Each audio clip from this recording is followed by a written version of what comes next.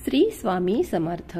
नमस्कार मित्रांनो, मी आज तुमच्यासोबत एका ताईंचा अनुभव शेअर करणार आहे. त्या ताई वसईमधून आहेत आणि त्या ताईंचे नाव आहे सविता पाटील. मित्रांनो, या ताई आहेत, त्यांचं लग्न झाल्यापासून स्वामींची सेवा करत होते. ताई म्हणतात, इतर लोक स्वामी सेवा करायला जाताना बघून मी देखील स्वामींची सेवा करायला जात होते. मला स्वामींची कधी गोडी लागली हे समजलंच नाही. स्वामींची आवड मनामध्ये निर्माण होऊ लागली आणि मी स्वामींची सेवा करू लागले. स्वामी सेवेमध्ये येऊन मला बरेच वर्ष होऊन गेली, तरीही मला स्वामींची प्रचिती आलेली नव्हती. मी फक्त सेवा करत होते, कारण सेवा करताना मला एकदम शांत वाटत होतं. या सेवांमुळे माझ्या सर्व अडचणी देखील दूर झाल्या आहेत. माझ्या घरी सर्व काही सुखाने व आनंदाने सर्व चालू होतं. मात्र एके दिवशी माझा मुलगा खूप आजारी पडला. अगदीच त्याचं 10वीचं वर्ष चालू होतं आणि त्याला खूप मोठा आजार झाला होता. त्याला अनेक दवाखान्यांमध्ये घेऊन गेलो. भरपूर पैसे देखील खर्च केले. गोळ्या, इंजेक्शन, खूप वेगवेगळ्या प्रकारचे दवाखाने देखील झाले, तरी देखील त्याची तब्येत बरी झाली नव्हती.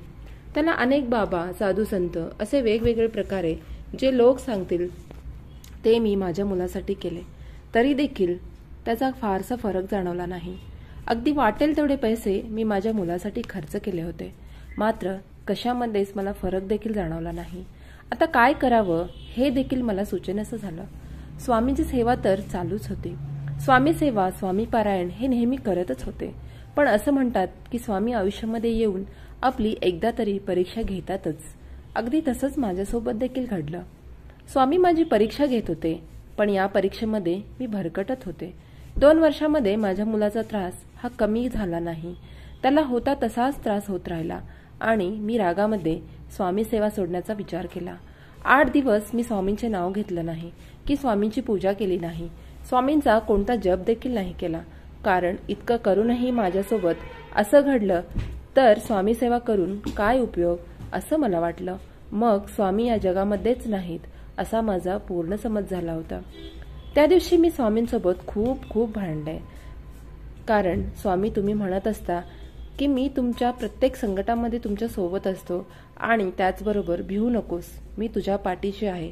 हे वाक्य तुम्ही फक्त म्हणता, पण जर तुम्ही पाठीशी असता तर आज हे सर्व घडलं नसतं. असे बोलून मी स्वामीशी भांडतच राहिले. स्वामींची मूर्ती मी रागाने अगदी कापडात गुंडाळून कपाटामध्ये ठेवून दिली आणि 8 दिवस झाले.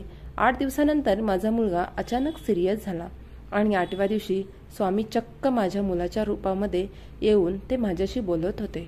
श्वास गुदमरतोय मला, कपाटातून मोकळं कर मला, त्या कापडामधून बाहेर काढ असं म्हणत होते. मुलगा असं का म्हणतोय मला समजत नव्हतं. अगदी सुरुवातीलाच मी घरामध्ये सर्वांना सांगितलं, पण घरामध्ये देखील कोणाला काहीच समजत नव्हतं. पण नंतर मला आठवलं की स्वामींना मी कपाटामध्ये ठेवलेलं होतं आणि तेच स्वामी माझ्या मुलाच्या रूपामध्ये येऊन मला सांगत होते. स्वामींना मी कपाटामध्ये ठेवलं होतं, पण इथे श्वास माझ्या मुलाचा गुदमरत होता आणि मी लगेचच स्वामींना कपाटातून काढले व त्यांच्यातून मुक्त केलं आणि पुन्हा एकदा देवाऱ्यामध्ये स्वामींची मूर्ती ठेवली. आणि त्याच दिवशी आमच्या घरामध्ये मला खूप वाईट अशा गोष्टी सापडल्या आणि अनेक करणी बाधा केलेली यासारख्या गोष्टी घरातून मला सापडत होत्या. मला लगेच समजलं की आमच्या घरातील एका व्यक्तीने माझ्या मुलावर अशी बाधा केली होती आणि त्याच्यामुळेच त्याला इतका त्रास होत होता. मी अनेक भटजींकडे देखील गेले, पण त्याचा काहीही फरक जाणवला नव्हता. शेवटी मला एका ब्राह्मणाने सांगितलं की तुम्ही जितके देवांना मानतात त्या देवांची तुम्हाला उपासना करायची आहे आणि ही उपासना अजून वाढवा आणि त्याच्यामधूनच तुम्हाला काहीतरी मदत होईल.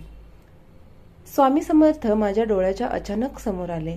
मी रात्रंदिवस सेवा पुन्हा करायला चालू केले. अगदी 1 महिना मी पूर्ण श्वासासारखा मी स्वामींचं नाम जप करायला सुरुवात केली.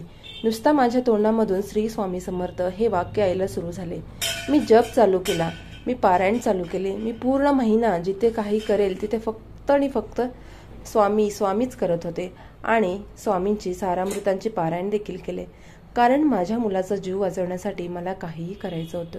आणि 1 महिना झाला. त्या दिवशी गुरुवार होता आणि पौर्णिमा देखील होती.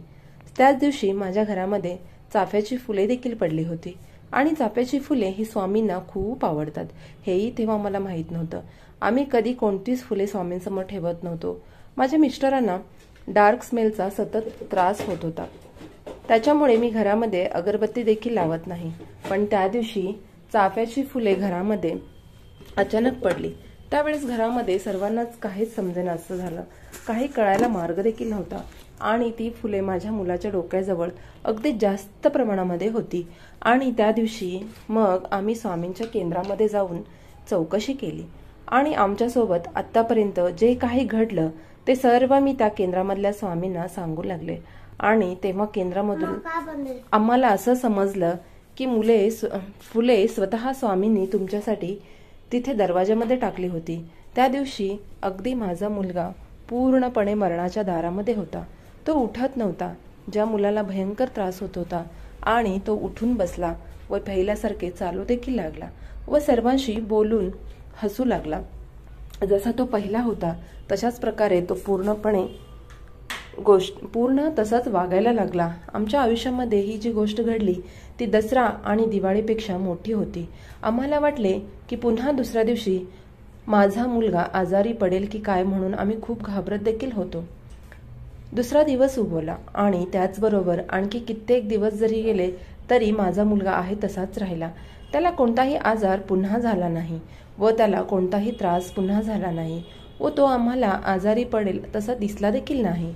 स्वामी कृपेने आमच्या आयुष्यामध्ये हा मोठा चमत्कारच घडून आला. खरं तर इतक्या दिवसापासून मी जी सेवा करत होती ती सेवा आज फळाला आली असं मला वाटलं. तर मित्रांनो, असा होता सविताताईंचा अनुभव. तुम्हाला हा अनुभव कसा वाटला ते नक्कीच कमेंटद्वारे कळवायला विसरू नका. तुम्ही स्वामी भक्त असाल तर कमेंटमध्ये नक्कीच श्री स्वामी समर्थ असा चॅनलला पटकन सबस्क्राईब करून घ्या. धन्यवाद. पुन्हा एकदा सर्वांना श्री स्वामी समर्थ.